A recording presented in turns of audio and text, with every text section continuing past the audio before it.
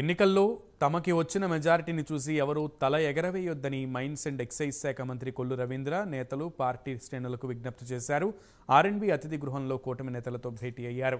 ముఖ్యమంత్రి అంటే ఎలా ఉండకూడదో చెప్పడానికి జగన్ రోల్ మోడల్గా నిలుస్తాడని గుర్తు చేస్తూ మనల్ని ఇబ్బంది పెట్టిన ప్రతి ఒక్కరిని కూడా దేవుడే శిక్షిస్తాడన్నారు.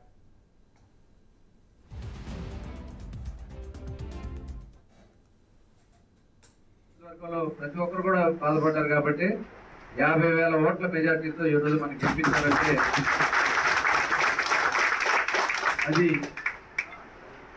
వాళ్ళు మన మీద వాళ్ళకున్నటువంటి వ్యత్యాసాన్ని తెలియజేయడం.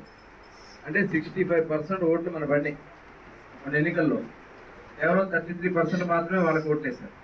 65% ఓట్లు పడతాం అంటే ఇవాళ అది మామూలు విషయం కాదు. అలాగే రాష్ట్ర స్థాయిలో కూడా 95%, 170 సీట్లకి 164 సీట్లు తీసుకున్నాం. 11 సీట్లు ఓడిపోవడం జరిగింది.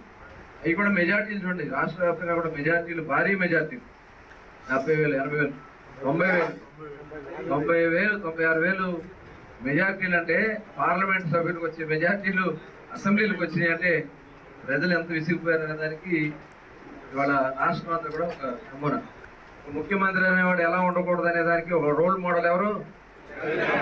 జగన్మోహన్.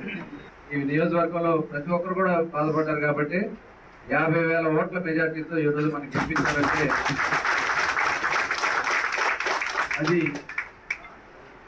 వాళ్ళు మన మీద వాళ్ళకున్నటువంటి వ్యత్యాసాన్ని తెలియజేయడం.